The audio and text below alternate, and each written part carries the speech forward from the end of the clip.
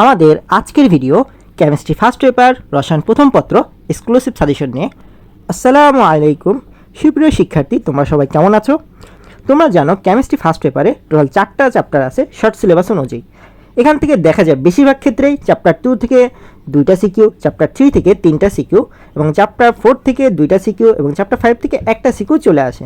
আবার এমসিকিউর জন্য একইভাবে চ্যাপ্টার 2 থেকে 7টা এমসিকিউ সাধারণত আসে, চ্যাপ্টার 3 থেকে 8টা, চ্যাপ্টার 4 থেকে 7টা এবং চ্যাপ্টার 5 থেকে 3টা এমসিকিউ চলে আসবে ইনশাআল্লাহ। তাহলে মোটামুটি আইডিয়া পেয়ে গেলে কোন চ্যাপ্টার থেকে কয়টা সিকিউ এবং এমসিকিউ চলে আসে। তাহলে চলো এবার আমরা চ্যাপ্টার ওয়াইজ কী পড়তে হবে এগুলা দেখি। এই চ্যাপ্টার ওয়াইজ সাজেশনের মধ্যে প্রত্যেকটা চ্যাপ্টার থেকে কোন বোর্ড সৃজনশীলগুলো সবচেয়ে বেশি গুরুত্বপূর্ণ, কোন এমসিকিউগুলো গুরুত্বপূর্ণ, বই থেকে কি পড়তে হবে এগুলো সম্পর্কে বিস্তারিত জানবো। প্রথমে আসি চ্যাপ্টার টু গুণগত রসায়ন বা কোয়ালিটেটিভ কেমিস্ট্রি। এই চ্যাপ্টার থেকে দেখা যায় মাত্র 6টা টপিক থেকে ঘুরে ফিরে 2টা সৃজনশীল চলে আসে। টপিক নাম্বার 1 হচ্ছে দ্রাব্যতা ও দ্রাব্যতা গুণফল, টপিক নাম্বার 2 হচ্ছে দ্রাব্যতা গুণফল ও আয়নিক গুণফলের সম্পর্ক এবং টপিক নাম্বার 3 হচ্ছে আয়ন শনাক্তকরণ বা ক্যাটায়ন অ্যানায়ন শনাক্তকরণ। দেখা যায় এই 3টা টপিক থেকে এক সেট কোশ্চেন চলেই আসে। আর টপিক নাম্বার 4 হচ্ছে কোয়ান্টাম সংখ্যা ও ইলেকট্রন বিন্যাস, টপিক নাম্বার 5 শক্তির তুলনা, ভিন্ন শক্তি স্তরে, বিভিন্ন শক্তি স্তরের শক্তির তুলনা, তরঙ্গ দৈর্ঘ্যের তুলনা, এগুলো আর কি। টপিক নাম্বার 6 হচ্ছে বোর ও রাদারফোর্ড পরমাণুর তুলনা, এটা একটু কম ইম্পর্টেন্ট, তবে দেখা যায় 4 থেকে 6 এই 3টা টপিক থেকে আর এক সেট কোশ্চেন চলে আসে। তাহলে চ্যাপ্টার 2 থেকে এই 6টা টপিক থেকে 2 সেট কোশ্চেন চলে আসবে ইনশাআল্লাহ। চ্যাপ্টার 2 এর জন্য সবচেয়ে গুরুত্বপূর্ণ বোর্ড প্রশ্নগুলো হলো 2023 সাল এবং 2022 সালেরগুলো তোমাদের জন্য সবচেয়ে বেশি গুরুত্বপূর্ণ প্রত্যেকটি চ্যাপ্টারের ক্ষেত্রে। এখন কোন সৃজনশীলগুলো সবচেয়ে বেশি গুরুত্বপূর্ণ আমি বলবো, তোমরা 2023 সাল থেকে রাজশাহী বোর্ড, যশোর বোর্ড এবং ময়মনসিংহ বোর্ড পড়ো, ভালো করে বুঝে বুঝে করার চেষ্টা করবা। একই টাইপের অঙ্ক বারবার করার দরকার নেই, একটা অঙ্ক একবারই করবা। যেরকম ধর দ্রাব্যতা গুণফল নিয়ে একটা অঙ্ক করলে বাকিগুলো আর করার দরকার নেই, বুঝে বুঝে করবা, তাহলে দেখবে একটা অঙ্ক করলে বাকিগুলো হয়ে গিয়েছে। তাহলে 2023 সাল থেকে রাজশাহী বোর্ড, যশোর বোর্ড এবং ময়মনসিংহ বোর্ড করবে। 2022 সাল থেকে Dhaka board, Mymensingh board, Rajshahi board, Dinajpur board, Cumilla board, Chattogram board, Sylhet board এবং বরিশাল বোর্ড করতে হবে। 2021 সাল থেকে Dhaka board, Cumilla board, Chattogram board এবং বরিশাল বোর্ড করবা। 2019 সাল থেকে রাজশাহী বোর্ড আর যশোর বোর্ড করবা। আচ্ছা, এখান থেকে কোনগুলা করবা? বললাম একই অঙ্ক বারবার করার দরকার নেই, একটা টাইপের একটা অঙ্ক একবারই করবা আর বাকি অঙ্কগুলা একবার একটু দেখে যাবা। চ্যাপ্টার 2 থেকে ক এবং খ এর জন্য গুরুত্বপূর্ণ হলো এই ক খগুলা, যেগুলো 7 স্টার দেওয়া আছে সবুজ কালি এবং লাল কালি দিয়ে। A+ পাওয়ার জন্য এবং ভালো নাম্বার পাওয়ার জন্য ক খ ভালো করে পড়ার বিকল্প নাই। তোমরা অনেকেই ক খ ভালো করে পড়ো না, তাই লাস্ট টাইমে এই কয়টা ক খগুলো ভালো করে দেখে যাও। চ্যাপ্টার 3 মৌলের পর্যায়বৃত্ত ধর্ম ও রাসায়নিক বন্ধন, periodic properties and chemical bonding of elements. এই চ্যাপ্টার থেকে বেসিক্যালি 3 সেট সৃজনশীল চলে আসে। এই চ্যাপ্টারে 6টি মোস্ট ইম্পর্টেন্ট টপিক আছে, এই 6টা টপিক থেকে নর্মালি এই 3 সেট সৃজনশীল চলে আসে। টপিক নম্বর 1 হচ্ছে পর্যায়বৃত্ত ধর্ম, যেখানে আয়নীকরণ শক্তি, ইলেকট্রন আসক্তি এবং তড়িৎ ঋণাত্মকতা এবং এদের ব্যতিক্রম। টপিক নাম্বার 2 হচ্ছে স্ফুটনাঙ্ক এবং গলনাঙ্ক কম বেশি হবার কারণ, ফাজারের নীতি এবং সমযোজী বৈশিষ্ট্যের ক্রম। টপিক নাম্বার 3 যৌগের ভৌত অবস্থা ব্যাখ্যা করো, যেমন ধরো পানি তরল কিন্তু কার্বন ডাইঅক্সাইড গ্যাসীয়, সিলিকন ডাইঅক্সাইড কঠিন, পোলার সমযোজী, অপোলার সমযোজী, এগুলো ব্যাখ্যা করতে বলে। এই 3টা টপিক থেকে একটা কিংবা 2টা সৃজনশীল চলেই আসে। টপিক নাম্বার 4 হচ্ছে সংকরণ বা সংকরণ হাইব্রিডাইজেশন। টপিক নাম্বার 5 হচ্ছে ডি ব্লক মৌল বা অবস্থান্তর মৌল বৈশিষ্ট্য, জটিল যৌগ সৃষ্টি ব্যাখ্যা, রঙিন যৌগ সৃষ্টি ব্যাখ্যা, লিগেন্ড। টপিক নাম্বার 6 হচ্ছে কোনটি অধিক অ্যাসিড ধর্ম বা ক্ষার ধর্ম প্রদর্শন করে, অথবা অ্যাসিড ধর্ম বা ক্ষার ধর্মের ক্রম। এখানের টপিক নাম্বার 4 থেকে 6 পর্যন্ত একটা সৃজনশীল তো অবশ্যই আসবে, 2টা সৃজনশীলও পেয়ে যেতে পারো। এই চ্যাপ্টার থেকে সবচেয়ে গুরুত্বপূর্ণ বোর্ড প্রশ্নগুলো হলো 2023 সাল থেকে Dinajpur board, Sylhet board, Chattogram board, Cumilla board, Jashore board, Rajshahi board এবং ঢাকা বোর্ড করতে হবে। 2022 সাল থেকে Rajshahi board, Chattogram board, Jashore board, Barishal board করবা। 21 সাল থেকে Dhaka board, Mymensingh board, Dinajpur board এবং যশোর বোর্ড করবে। 19 সাল থেকে যশোর বোর্ড এবং বরিশাল বোর্ড করবে। এই সৃজনশীলগুলোর মধ্যে বেশ কয়েকটা সৃজনশীল দেখবে রিপিট হয়েছে, গ কিংবা ঘ, ওগুলো কিন্তু করার দরকার নাই। যেগুলো একটু নতুন মনে হয় তোমার কাছে কিংবা যেগুলো পড়া হয় নাই কিংবা করা হয় নাই, ওগুলো তোমরা একটু প্র্যাকটিস করার চেষ্টা করবা। এই চ্যাপ্টার থেকে ক খ এর জন্য সবচেয়ে গুরুত্বপূর্ণ হলো এই ক খগুলা। এখানকার এই কখাগুলো যদি ভালো করে পড়তে পারো, দেখবে বেশ কিছু সৃজনশীলের গ এবং ঘ নম্বর প্রশ্নের উত্তর কিন্তু তোমরা অনেক সহজেই করতে পারবে এই ক এবং খগুলোর সাহায্যে।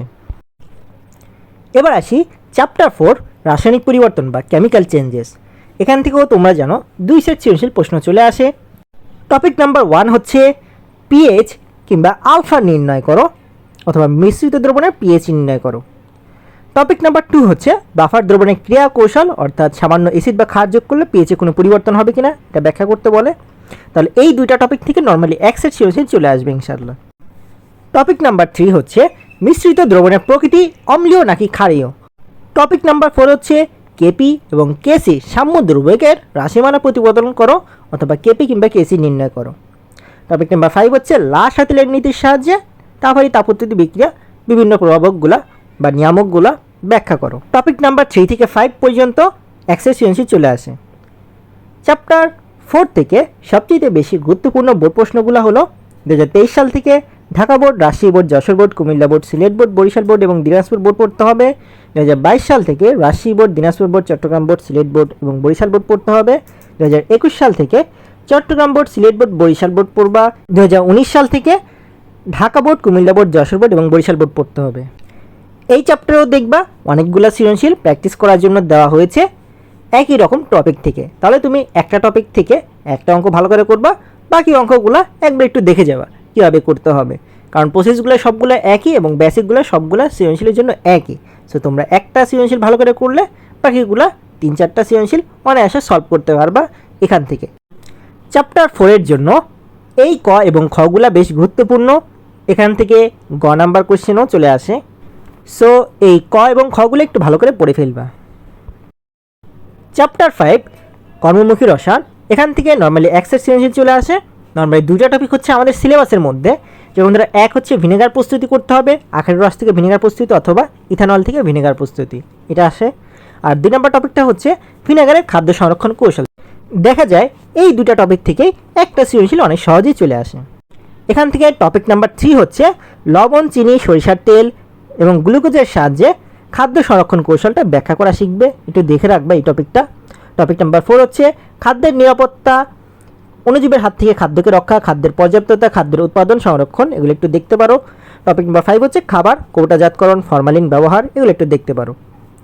এখান থেকে বোর্ড প্রশ্ন পড়বা 2023 সাল থেকে ঢাকা বোর্ড এবং বরিশাল বোর্ড, এবং 2022 সাল থেকে রাজশাহী বোর্ড এবং কুমিল্লা বোর্ড। আর চ্যাপ্টার 5-এর জন্য এই ক এবং খগুলো বেশ গুরুত্বপূর্ণ, এগুলো এমসিকিউর জন্য বেশ গুরুত্বপূর্ণ, এগুলো একটু দেখে নিও। এই হলো কেমিস্ট্রি ফার্স্ট পেপারে কমপ্লিট সাজেশন। আশা করছি এখান থেকে তোমরা তোমাদের এইচএসসি পরীক্ষায় 100% কমন পেয়ে যাবে। এবার আসি তোমাদের পড়ালেখার স্ট্র্যাটেজিটা কেমন হবে। তোমরা যারা 90+ পেতে যাচ্ছ তাদের ক্ষেত্রে আমার সাজেশন থাকবে, তোমরা অবশ্যই বোর্ড পরীক্ষায় চ্যাপ্টার 2, চ্যাপ্টার 3 এবং চ্যাপ্টার 4 থেকে অ্যান্সার করার চেষ্টা করবা। চ্যাপ্টার 2 এবং চ্যাপ্টার 4 থেকে চেষ্টা করবা 4টা সৃজনশীল দিতে এবং চ্যাপ্টার 3 থেকে একটা সৃজনশীল অ্যান্সার করা। আর যারা শুধুমাত্র A+ পেতে যাচ্ছ তাদের ক্ষেত্রে আমার সাজেশন থাকবে, তোমরা চ্যাপ্টার 2, চ্যাপ্টার 3 এবং চ্যাপ্টার 5টা ভালো করে প্র্যাকটিস করবা, এখান থেকে অনায়াসে 6টা সৃজনশীল কমন পেয়ে যাবা। আর যারা শুধুমাত্র পাস করতে যাচ্ছ তাদের ক্ষেত্রে আমার সাজেশন থাকবে, তোমরা চ্যাপ্টার 2 এবং চ্যাপ্টার 5 এই দুইটা চ্যাপ্টার ভালো করে ফেলো, এখান থেকে সৃজনশীল অ্যান্সার করা অনেক সহজ। অথবা চ্যাপ্টার 3 কিংবা চ্যাপ্টার 5ও পড়তে পারো পাস করার জন্য। আর এমসিকিউর জন্য আলটিমেট সাজেশন হলো 2022 সাল এবং 2023 সালে বোর্ড কোশ্চেনগুলো বুঝে বুঝে সলভ করার চেষ্টা করো, সকল বোর্ডের জন্যই একই সাজেশন। প্রত্যেকটি চ্যাপ্টার থেকে বিস্তারিত কোন টপিকগুলো থেকে সৃজনশীল প্রশ্ন আসবে এগুলা আমাদের ফেসবুক গ্রুপ এবং ইউটিউব চ্যানেলের এই ভিডিওর কমেন্টে পেয়ে যাবা, আশা করছি তোমরা সেখান থেকে দেখে নিতে পারবা। এবার সবগুলো টপিকের একটু বিস্তারিত কীভাবে কোশ্চেন হতে পারে এগুলো একটু জেনে নিই। প্রথমে আমরা চ্যাপ্টার 2 এর বিস্তারিত টপিকগুলো জেনে নিই।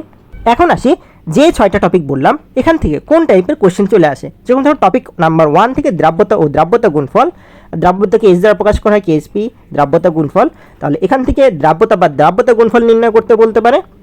অথবা কী পরিমাণ দ্রব্য বা লবণ ক্লাসিত হবে, এটা বেশ গুরুত্বপূর্ণ। আবার এখান থেকে সময়ায়ন প্রভাবে ব্যাখ্যা করা আসতে পারে।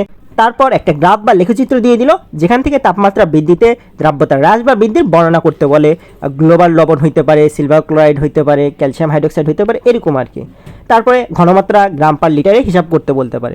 তারপরে একইভাবে টপিক নাম্বার 2 থেকে দ্রাব্যতা গুণফল এবং আয়নিক গুণফলের সম্পর্ক। এখান থেকে কি জানতে চাইতে পারে যে মিশ্রিত দ্রবণ অধিক্ষিপ্ত হবে কিনা এটা নির্ণয় করো, অথবা দ্রবণের প্রকৃতি কীরকম হবে, সম্পৃক্ত হবে নাকি অসম্পৃক্ত হবে নাকি অদক্ষেপ পড়বে।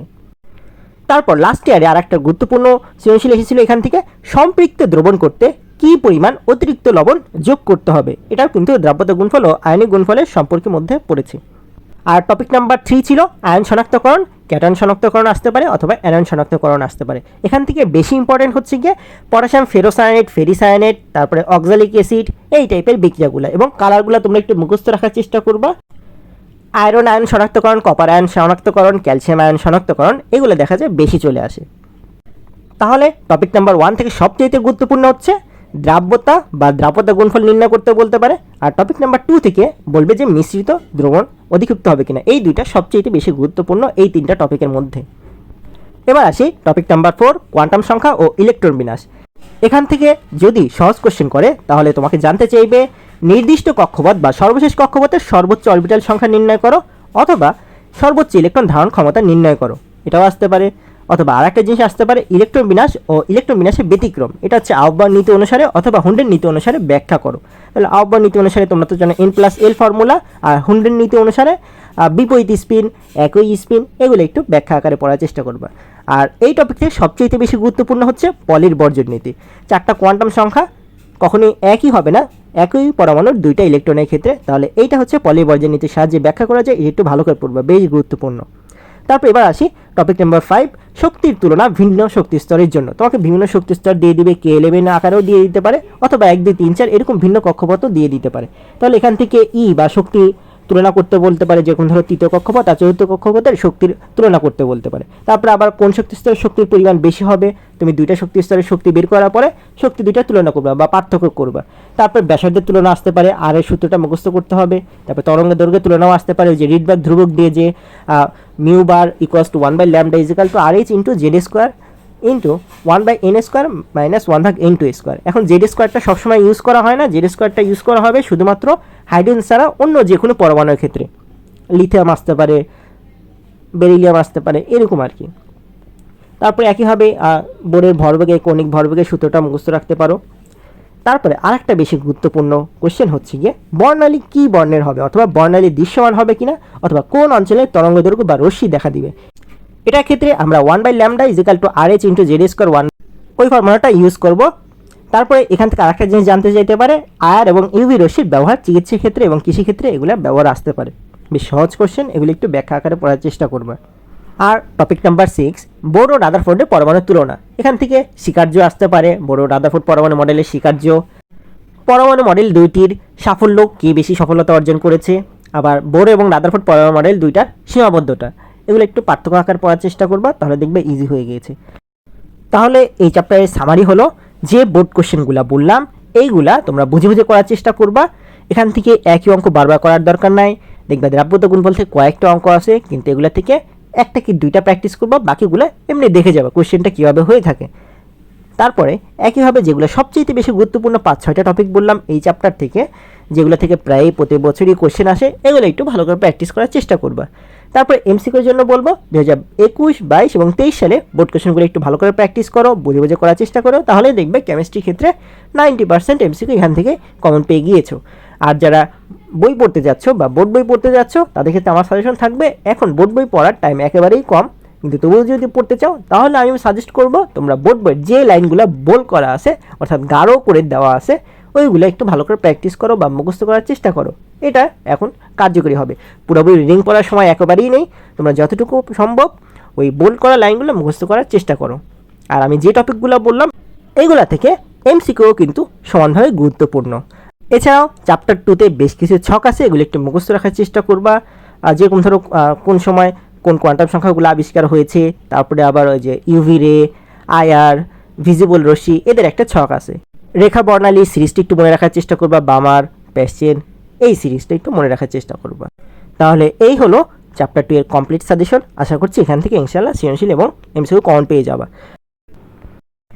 এবার চ্যাপ্টার 3 থেকে বিস্তারিত টপিকগুলো জেনে নেই। যেরকম ধরো 1 নম্বর টপিক ছিল পর্যাবৃত্ত ধর্ম, এখান থেকে আয়নীকরণ শক্তি বা বিভব কিংবা এদের ব্যতিক্রমটা আসে। যেরকম ধরো beryllium, carbon, nitrogen, oxygen, fluorine, neon, sodium, aluminium, magnesium, phosphorus, sulphur এগুলোর কিন্তু আয়নীকরণ শক্তি ক্রমটা ব্যাখ্যা করতে বলে, অথবা প্রথম আয়নীকরণ শক্তি দ্বিতীয় আয়নীকরণ শক্তির তুলনায় আসতে পারে। তারপর ইলেকট্রন আসক্তি এবং এদের ব্যতিক্রম আসে ফ্লোরিন, ক্লোরিন, ব্রোমিন, আয়োডিনের ক্ষেত্রে, এবং তড়িৎ ঋণাত্মকতা এদের ক্রমটা জানতে চায় তোমার পরীক্ষায়। এবং পরমাণুর আকার এবং মৌলের সম্ভাব্য ইলেকট্রন বিন্যাস কিন্তু এখান থেকে নির্ণয় করা যায় অনেক সহজে। সো এটা হলো টপিক নাম্বার 1। টপিক নাম্বার 2 থেকে স্ফুটনাঙ্ক, গলনাঙ্ক কম বেশি বা এদের ক্রমটা নির্ণয় করতে বলে। আবার ফাজারের নীতির সাহায্যে ক্যাটায়ন এবং অ্যানোনের আকার তুলনা করতে বলে। সমযোজী বৈশিষ্ট্যের ক্রম, যেমন ধরো পটাশিয়াম ব্রোমেট এবং ক্যালসিয়াম ব্রোমেটের মধ্যে কোনটা বেশি সমযোজী, অথবা sodium oxide, sodium fluoride, magnesium oxide, sodium chloride, calcium chloride, potassium chloride এদের মধ্যে কে অধিক সমযোজী, magnesium carbonate, calcium carbonate, beryllium chloride কে বেশি সমযোজী, অথবা গলনাঙ্ক বা স্ফুটনাঙ্ক হ্রাসবৃত্তি এদের সাহায্যে ব্যাখ্যা করো। কার্বন টেট্রাক্লোরাইড আর্দ্র বিশ্লেষিত হয় না, কিন্তু সিলিকন টেট্রাক্লোরাইড আর্দ্র বিশ্লেষিত হয়, এটা ব্যাখ্যা করতে বলে। ক্লোরাইড যৌগের আর্দ্র বিশ্লেষণের ক্রম আসতে পারে, লবণের গলনাঙ্কের ক্রম, যেরকম ধরো sodium fluoride, sodium chloride, sodium bromide, sodium iodide, calcium fluoride, calcium chloride, calcium bromide কাদের সিরিয়াল আগে পরে হবে। গলনাঙ্ক বা স্ফুটনাঙ্কের ক্রম sodium chloride, magnesium chloride, aluminium chloride এগুলো আসে, এবং কোনটি গলনাঙ্ক স্ফুটনাঙ্ক বেশি, পানি এবং হাইড্রোজেন ফ্লোরাইড গ্যাস, অথবা hydrogen chloride, hydrogen bromide, hydrogen iodide, hydrogen fluoride এদের মধ্যে কোনটা গলনাঙ্ক স্ফুটনাঙ্ক বেশি, সিরিয়ালটা জানতে চাই। তারপর টপিক নাম্বার 2তে ছিল ভৌত অবস্থা ব্যাখ্যা করো বলে, যে পানি তরল কিন্তু carbon dioxide, hydrogen sulphide, methane গ্যাসীয় কেন, সিলিকন ডাইঅক্সাইড, সোডিয়াম সালফেট কঠিন কিন্তু হাইড্রোজেন সালফেট গ্যাসীয়, এবং পানি তরল। একইভাবে পানি পোলার কিন্তু হাইড্রোজেন সালফাইড অপোলার কেন, হাইড্রোজেন বন্ধন কীভাবে দ্রাব্যতাকে প্রভাবিত করে, হাইড্রোজেন বন্ধনটি আন্তঃআণবিক আকর্ষণ বল দ্বারা ব্যাখ্যা করো। অ্যামোনিয়াম ক্লোরাইডে কতটি বন্ধন গঠন করে, সমযোজী বন্ধন ব্যাখ্যা করতে বলে। সালফার মলিটিতে কতটি বন্ধন আছে। টপিক নাম্বার 4 সংকরণ বা সংকর অরবিটাল, এখান থেকে সংকরণ এক হওয়া সত্ত্বেও বন্ধন কোণের ভিন্নতার কারণ ব্যাখ্যা করতে বলে। মিথেন গ্যাস, অ্যামোনিয়া, পানি এবং pH3 মধ্যে ammonium ion, hydrogen sulphide, carbon tetrachloride, methane, ethane, carbon dioxide, পানি এদের সংকরণটা ব্যাখ্যা করতে বলে। টপিক নাম্বার 5 ডিবলক মৌল থেকে অবস্থান্তর মৌল কেন বলা হয়। জিঙ্ক এবং স্ক্যান্ডিয়ামকে কেন অবস্থান্তর মৌল বলা হয় না। আয়রন, কপার, ক্রোমিয়ামকে কেন অবস্থান্তর মৌল বলা হয়। জটিল আয়ন বা জটিল যৌগ সৃষ্টি ব্যাখ্যা করতে বলে। কপার, আয়রন, ক্রোমিয়াম এদের ব্যাখ্যা করতে বলে বিভিন্ন যৌগের সাহায্যে। রঙিন যৌগ প্রদর্শন করে কিনা কিংবা কোনটি রঙিন যৌগ প্রদর্শন করে, এদের ক্ষেত্রে কপার ক্লোরাইড অথবা কপার এবং স্ক্যান্ডিয়াম কোনটি রঙিন যৌগ গঠন করবে, আয়রন, জিঙ্ক কোনটি রঙিন যৌগ গঠন করবে, একই টাইপের question. Copper sulphate, zinc sulphate কোনটি রঙিন যৌগ গঠন করবে। তারপর আরেকটা বেশ ইম্পর্টেন্ট কোশ্চেন, প্যারাচম্বকীয়, ডায়াচম্বকীয় এবং ফেরোম্যাগনেটিক বৈশিষ্ট্য কিনা, যেমন ধরো জিঙ্ক ক্লোরাইড এবং আয়রন ক্লোরাইডের মধ্যে প্যারাচম্বকীয় বৈশিষ্ট্য দেখা যায় আয়রন ক্লোরাইডে। তারপর একইভাবে ফেরিক সায়ানাইড এবং ফেরাস সায়ানাইডের মধ্যে ফেরাস সায়ানাইডের ডায়াম্যাগনেটিক বৈশিষ্ট্য দেখা যায়। টপিক নাম্বার 6 ছিল কোনটি অধিক অ্যাসিড ধর্ম এবং ক্ষার ধর্ম প্রদর্শন করবে, যেমন অ্যামোনিয়া এবং pH3 এর মধ্যে কোনটি অধিক ক্ষার ধর্ম প্রদর্শন করে। PCl5 গঠিত হলেও NCl5 কেন গঠিত হয় না। কপার সালফেট দ্রবণ অম্লধর্মী কেন, কোনটি অধিক অম্লধর্মী প্রদর্শন করে। ফসফরাস অক্সাইড, ক্লোরিন অক্সাইড এবং অ্যালুমিনিয়াম অক্সাইডের মধ্যে অ্যালুমিনিয়াম ক্লোরাইডের ডাইমার গঠন ব্যাখ্যা করতে বলে। এবার আসি চ্যাপ্টার 4 থেকে বিস্তারিত টপিকগুলা। টপিক নাম্বার 1 ছিল পিএইচ এবং পিওএইচ নির্ণয় করো। এখান থেকে আলফা, কে এবং সি নির্ণয় করতে বলতে পারে, সি বা ঘনমাত্রা, কে বিয়োজন ধ্রুবকটা নির্ণয় করতে বলতে পারে, অথবা হাইড্রোজেন এবং হাইড্রোক্সিল আয়নের ঘনমাত্রা নির্ণয় করো। আবার একইভাবে মিশ্রিত দ্রবণের পিএইচ এবং পিওএইচ নির্ণয় করো। টপিক নাম্বার 2 ছিল বিভিন্ন ধরনের বাফার দ্রবণের ক্রিয়া কৌশল, কোনটি বাফার দ্রবণ হিসেবে কাজ করবে এগুলা ব্যাখ্যা আসতে পারে টপিক নাম্বার 2 থেকে। টপিক নাম্বার 3 ছিল মিশ্রিত দ্রবণের প্রকৃতি অম্লীয় নাকি ক্ষারীয়, অথবা মিশ্রিত দ্রবণের প্রকৃতি কেমন হবে, রাশি বোর্ড 22 এটা পেয়ে যাবা। টপিক নাম্বার 5 হচ্ছে কেপি এবং কেসি নির্ণয় করো। এখান থেকে আলাদা করে কেপি কিংবা কেসি নির্ণয় করতে বলতে পারে, অথবা কেপি এবং কেসি এর রাশিমালা প্রতিবেদন করতে পারে, অথবা পুরো একটা বিক্রিয়া দিবে, ওই বিক্রিয়া থেকে তোমাকে কেপির রাশিমালা অথবা কেসির রাশিমালা বের করতে হবে। তারপরে কেপি কেসির সাহায্যে মোট চাপ কিংবা ঘনমাত্রা নির্ণয় করতে বলতে পারে। চাপের পরিবর্তনে বিয়োজন মাত্রা অপরিবর্তিত হয়, এটা চট্টগ্রাম বোর্ড 22 পেয়ে যাবা। এরপরে টপিক নাম্বার 5 লাসেতেলের নীতি ছিল, যেখানে তাপোৎপত্তি এবং তাপহারী বিক্রিয়ায় তাপমাত্রা, চাপ, প্রভাব, ঘনমাত্রার প্রভাবটা ব্যাখ্যা করতে বলে। আর একটা বেশি ইম্পর্টেন্ট কোশ্চেন রাশি বোর্ড 2023-এ এসেছে, সর্বোচ্চ উৎপাদ পেতে শর্তসমূহ কী, এটা ব্যাখ্যা করতে বলে। রাশি বোর্ড 2023-এ পেয়ে যাবা। বিক্রিয়াটি কোন দিকে অগ্রসর হবে, এটা বেশ গুরুত্বপূর্ণ কোশ্চেন, এটা বরিশাল বোর্ড 2023-এ পেয়ে যাবা। তাহলে যে বোর্ড কোশ্চেনগুলো বলেছিলাম ওগুলো একটু ভালো করে প্র্যাকটিস করার চেষ্টা করবা, যেগুলো একটু নতুন মনে হয় ওগুলো একটু ভালো করে দেখার চেষ্টা করবা শেষ মুহূর্তে। সো এই হলো কেমিস্ট্রি ফার্স্ট পেপারে কমপ্লিট গাইডলাইন। আমি আশা করতেছি তোমাদের এই ভিডিওটা অনেক হেল্পফুল হবে। আমাদের নেক্সট সাজেশন ভিডিও হবে ইংলিশ ফার্স্ট পেপার এবং ইংলিশ সেকেন্ড পেপারে 100 মার্কসের কমপ্লিট সাজেশন নিয়ে। ততক্ষণ পর্যন্ত আমাদের সাথেই থাকো। Thank you very much.